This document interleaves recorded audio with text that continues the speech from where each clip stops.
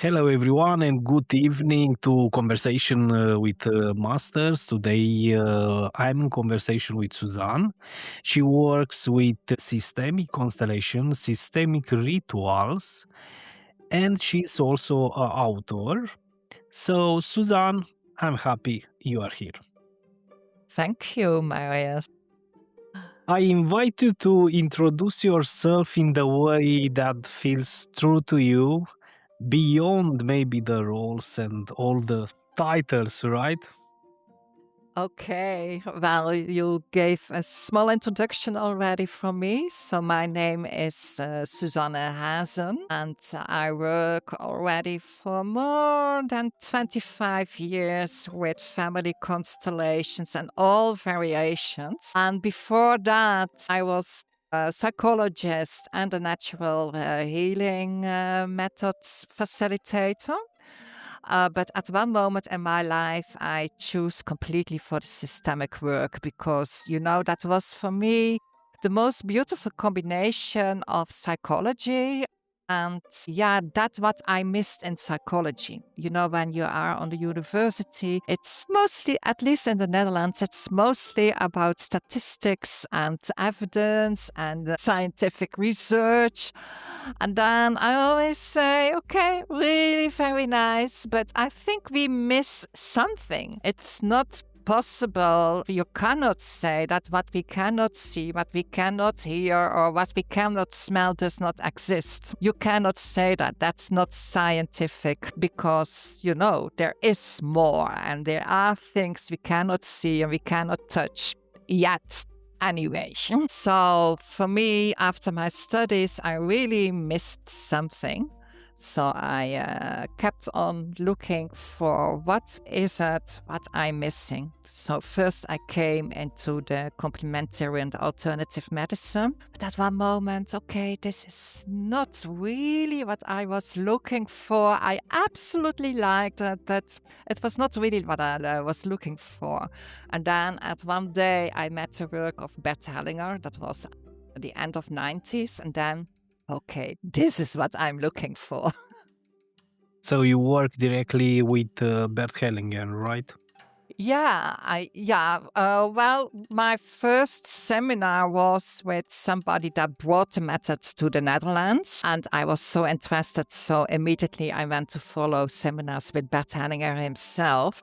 And at the end of the 90s and at the beginning of the 2000, these were huge seminars with hundreds of people.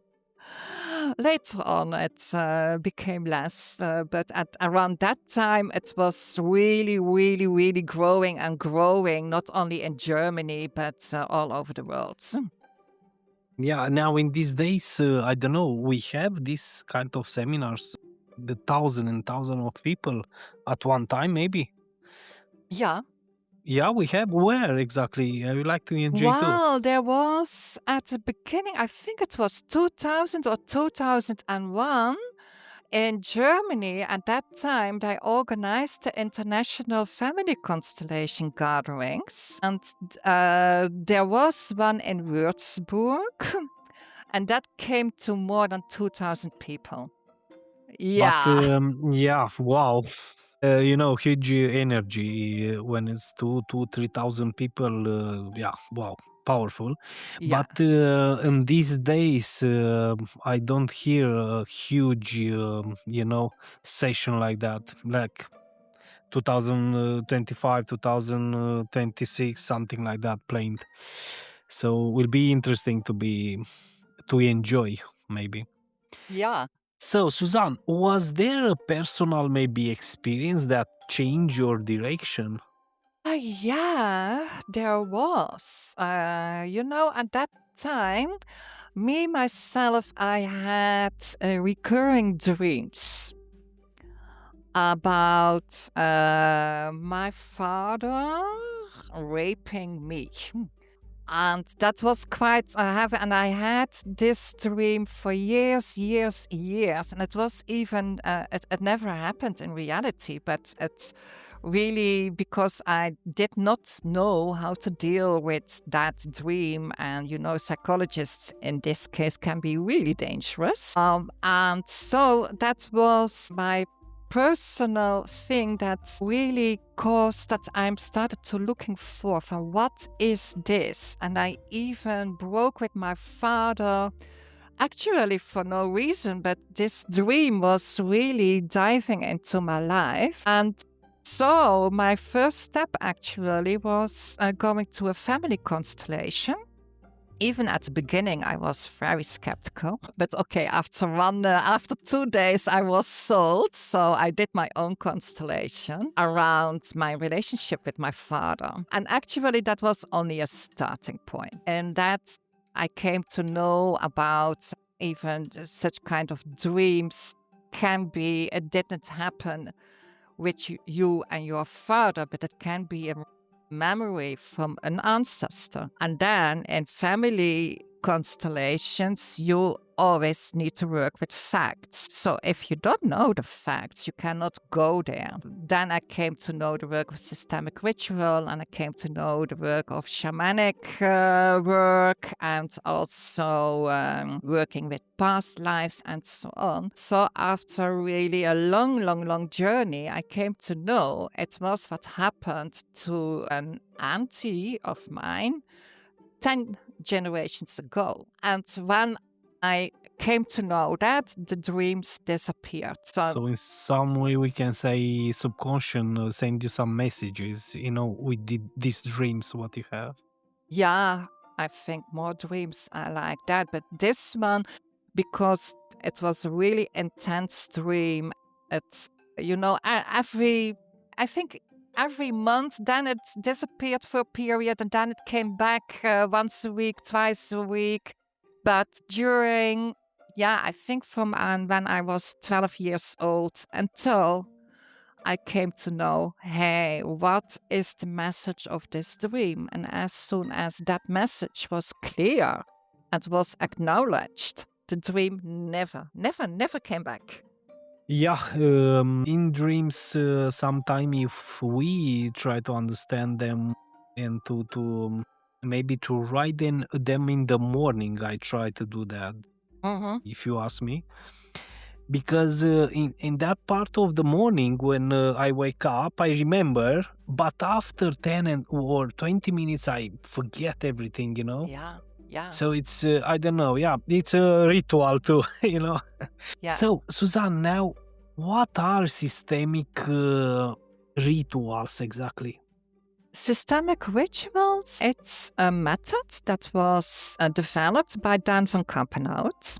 And Dan van Kampenhout, a Dutchman, but he works mainly in Germany and before also in Switzerland, all over the world actually, but not so much in the Netherlands. He is a shamanic practitioner. He does not call himself shaman because that's for the cultures where the shamanic world is, and not in the Netherlands or in Western Europe. But he did shamanic work. And also in the 90s, he came to meet the work of Bert Hellinger, and then he saw the similarities between shamanic ideas, shamanic concepts, and the family constellation method of Bert Hellinger. And so he started to write about it and to think about it. And then at first he wrote a book about it in 2001, The Images of the Soul. And that was actually a starting point of the development of his own method. And later on, just only 10 years after that, he started to call it systemic ritual. So it's a beautiful merge between shamanic principles and the method of constellation. So also you work with representatives, and you work in space with representatives, and have, like in a family constellations, 1 hour you cannot feel it. It is as if the work works beyond time.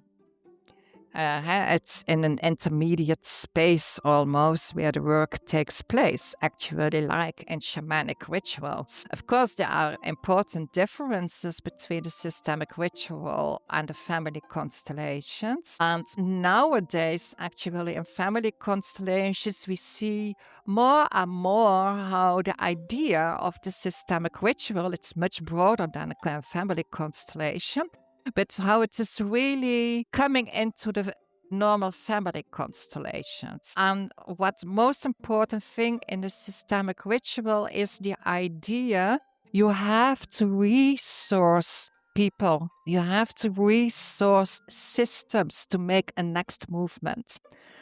As in family constellations, we are always looking for the entanglement. We are always looking for who or what is weakening the system. And in the systemic ritual, you do just the opposite. You are always looking of where can we find strengths? Where are the resources in this system? And how can we call on these resources to bring a next healing movement for the whole system? So it's more, how we can say, symbolic or more energetic, maybe? Well, it depends, of course, how you look to family constellations. I think all the movements in family constellations are also energetic. So there is not a difference. But absolutely, yes, it is an energetic movement. But it's a movement you are calling for strength, bringing in strength for the individual, but also for the whole system.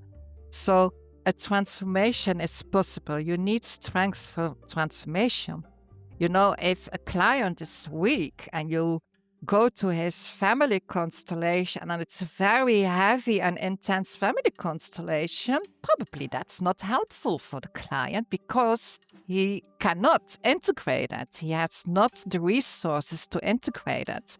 So in that case, better first resource the client before you go to the biggest trauma point in the system. So what happening in the system when a ritual is introduced?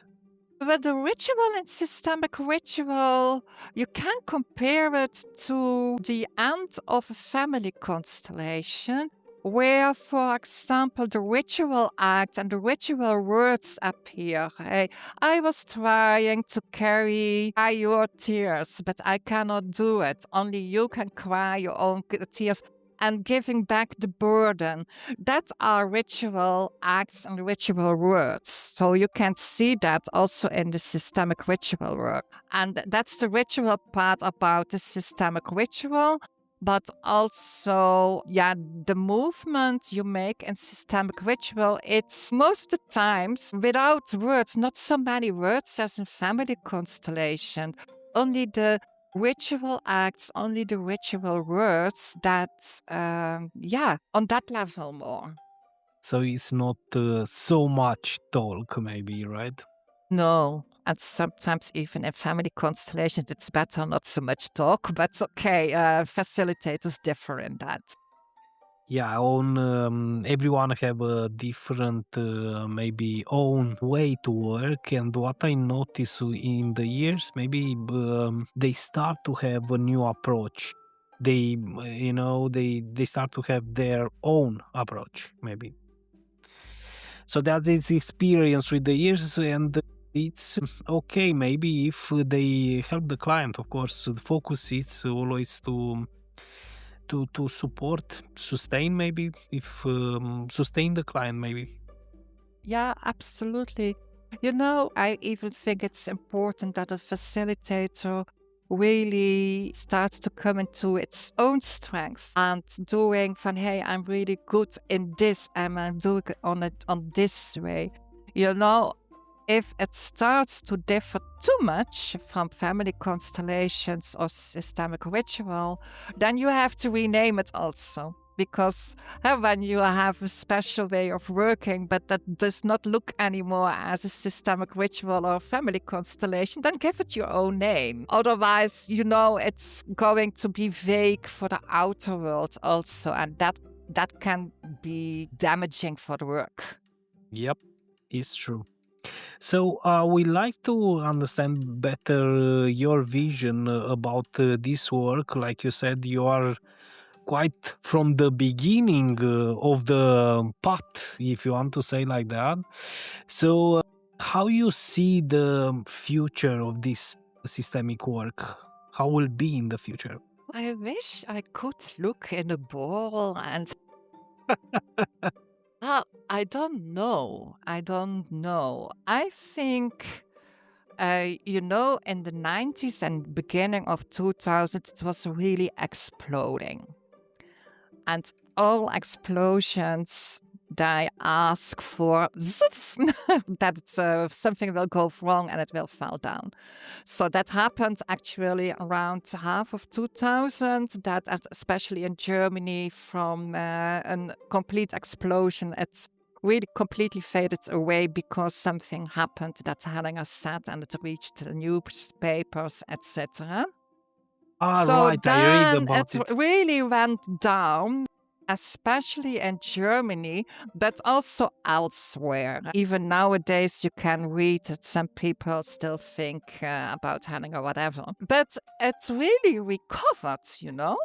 Nowadays, we can see it is really growing and growing. But I think nowadays, it's more solid. It's growing slowly, slowly, slowly, but the ground under the work is much more solid than in the 90s and in the years of 2000. And I think that's a good thing. And it also means it is finding a way to the regular therapy. Many psychologists, at least in the Netherlands, they heard about family constellations. They have been there, and sometimes they even advise their clients to go to a family constellations facilitator. And even some are practicing it themselves, but yeah, that's quite tricky, at least in the Netherlands. In the Netherlands, the complementary therapist and the regular therapist, it's really a huge polarization in the Netherlands. I think in other countries, some countries, that's much less, but in the Netherlands, it's really an opposition. That's a pity. That's a really pity. So, Suzanne, if the listeners they would like to come in contact with you, what is the best channel for you? Well, they can take a look, of course, on my website. That's systemicritual.com with how to underscore? No, a horizontal. Slash Yeah, slash. just Google Susanne Hazen systemic ritual and they can find my website. That's easier. Then I don't have to spell my website. Just Google my name and say systemic ritual behind it, and I am quite sure I will be on number one on your Google search. Yeah, and of course, I'm on social media Facebook, Instagram, LinkedIn. I'm not on X. I don't want to be anymore on X, but on Okay. other social media. So, Susanna, what makes systemic work different from a classic therapy? Well, okay, that's a very good question. And there is this idea that in shamanic cultures or in other indigenous cultures is very common. In classic regular therapy, it's always the individual. Everything is around the individual. Hey, you cannot deal with this, then we have this therapy. You cannot deal, you have fear, then we have this therapy. In the classical normal therapy, we never look at the system around the client. Of course, there is the systemic psychology, but they only look, and when there is something wrong with a child, especially, it's in the family therapy, then they look at the family. But they never look at what happened in the ancestral lineages. That's very typical about family constellation work and the systemic work overall. The focus is on what is the surrounding of the individual and not only the individual is Of course, the individual is responsible, but the causes are most of the time in very, very broad environments. And we miss this in the normal psychology. Yeah, so maybe they have more focus to the individual way. Yeah. And here we go, systemic. What is the environment around the individual, where the individual is embedded in, and not only the environment in the here and now, but also in the past. And it can really go back to many, many, many generations before us, and still having an impact on the living beings in the now. Some answers takes years and years to find them, to understand Absolutely. maybe, or integrate Absolutely. them, of course. Yeah. Now, I would like to shift a little bit, Susanne, to your book, right? My book, yeah. So, I need to what? say, Yes, please. What inspires you? what inspired me for writing the book? It's a handbook family constellation, but it's not translated, so it's only in Dutch. And what inspired me in writing that was, then I'm really talking about the situation in the Netherlands, and also what I experienced around me, that there was, the technique of family constellations was really becoming vague. And when I look in the Netherlands, I say, if you really want to be a facilitator in family constellations, you need training. And I think a training of 18 days and beyond that, some supervision during the next 2 years when you start is the minimum. But in the Netherlands, there are trainings of just 6 days, and then people start to be a facilitator. And that's not correct. So I really wanted to write a book for the people that want to study or become a facilitator, to make, actually, I cannot teach them with a book. I start my book from after reading this book, you are not a facilitator. But with the book, I hope I can make it clear that it is a very responsible job. And you cannot do that after a training of 6 days. You cannot do it after training of 8 days. And it's embedded in a tradition. It's embedded, in my opinion. And I need to say, I will never do business constellations, organizational constellation. That's not my piece of cake. Because what I like in my work, it's the spiritual aspect. The role of the ancestors, the complete ancestor field, that's so important in this work. And also, in that sense, it is important that we have some humility towards the work. Yes, some schools take years, 2-3 years maybe, to be on the way. When we speak about family constellation, business and organizational constellation is more rational, more, already, is a little That's bit completely different. okay, by the way, but it's not my piece of cake. Yeah, that's fantastic. So did writing the book change your own perspective? No, not so much writing the book.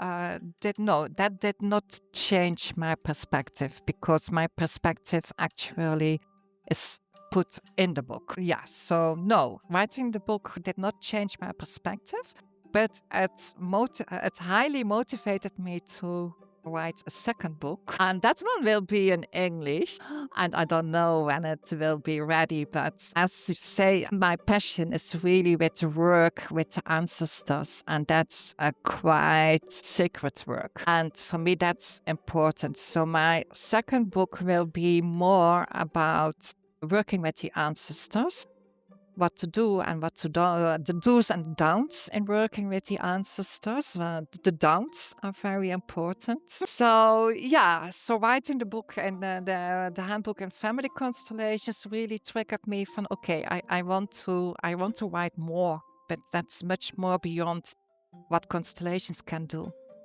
Writing, I write 6 books on different field. One of them is more like a novel, maybe, but it's always they speak about system coaching, business and organizational constellation. And when you write, it's like if you, I don't know if you heard about catharsis. Yeah. It's a way to, make space maybe to new information if you are connected. Yeah, I think that's absolutely true. When you talk about the catharsis, I really choose in my present book, the handbook Family Constellations, I really choose to give examples of my own life. And writing down what happened in my own life, that was, if you're talking about catharsis, okay, you did it many years ago and now you're writing down and done. Absolutely. It's a way to be more grounded, maybe something. Yeah. So, Susanne, now I would like to ask you, what is the often misunderstood about systemic work? The biggest misunderstanding about systemic work is that it is a quick fix. It's not a quick fix. And that's really a big understanding. Me too. When I have a client, I say, okay, you have now one constellation. Bert Hellinger in the 90s, he said, in your whole life, you only need one constellation. Okay, he took his word back, but what he means, it's a short-term intervention. But he did never said it's a quick fix. No, it's a short-term intervention that will work for more than 20 years. So, absolutely no quick fix. It's just a trigger of a whole process. Yeah, right. That will have an impact for many, many, many years after the constellation. So, can we say the life is a big constellation? What do you think? If life is a big constellation, yes, in some perspective, it is. It is, of course. Where is the limit between guiding and interfering with this work? Okay, that's a very nice question. I think the expert facilitator, if you meet an expert facilitator, he does not intervene. He only guides the field. Yeah, it's the field working, and an expert facilitator is really trying to feel the field and dance with the field, but not intervening. Intervening. The theory is important. You must know about the entanglements, you must know about the orders, the natural laws. Absolutely.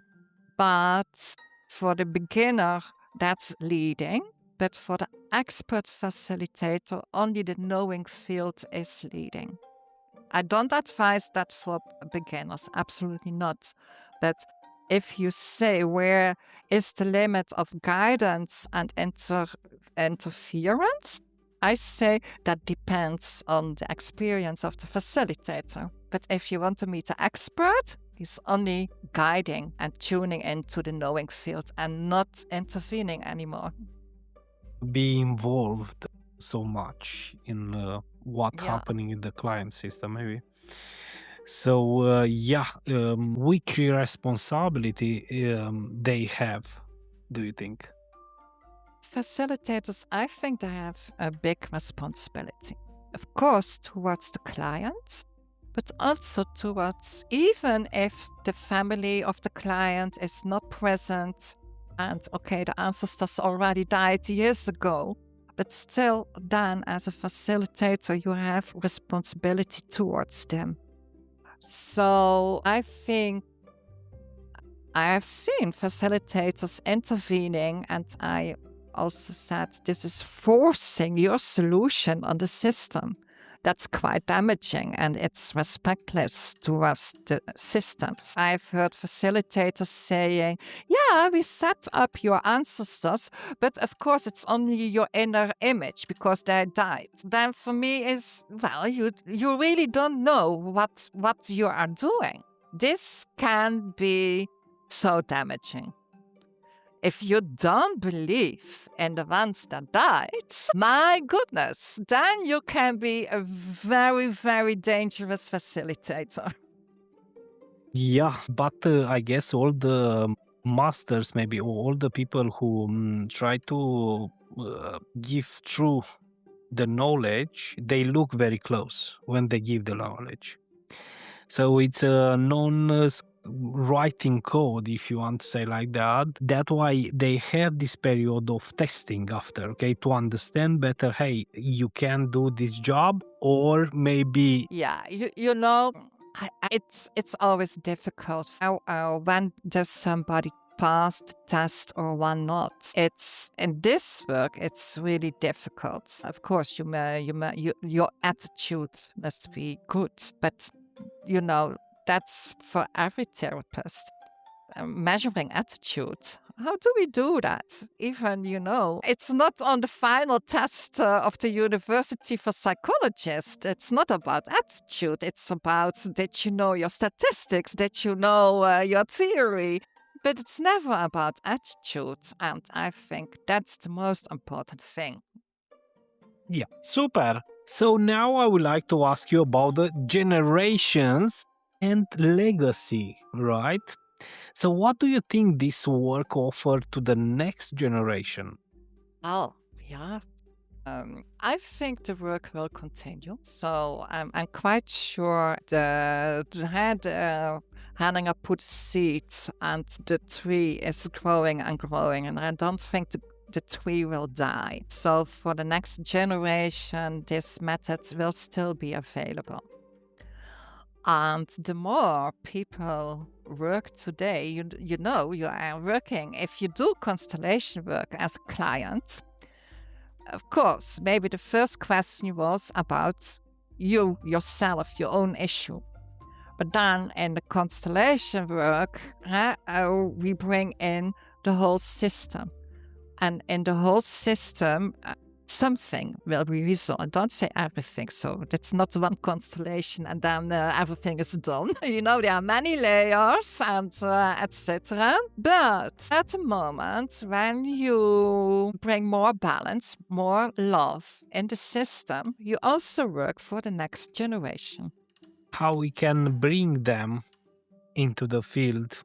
Because statistics, many people are 40 plus who work with this in this field. But I have children. I must make more children, do you think? No, I mean, they work for themselves, but their children profit from their work. Yeah, absolutely. And when it is about facilitators, yeah, for sure, many people, also facilitators, they just start their training after 40. And that will stay. I think that's quite okay. You need some majoring for doing this work. Fantastic. So, Susanne, if you have a message for the world, what will be? That's a very difficult one because, the world does not look so nice for me nowadays. But okay, we have to deal with it. And what will it be? No, this is really difficult for me because at the moment I'm quite pessimistic over the world. And will it be? I always say if you want to change the world, start with yourself and the system around you. But now I see that does not mean there won't be a World War III. We don't know what will be. No. Because I don't have the ball, magic ball too, so no. I don't know too. Susanne, we'd like to thank you for this evening and for all the insights have you bring to the podcast. Thank you for inviting me, Marius. My name is Marius, and thank you for listening.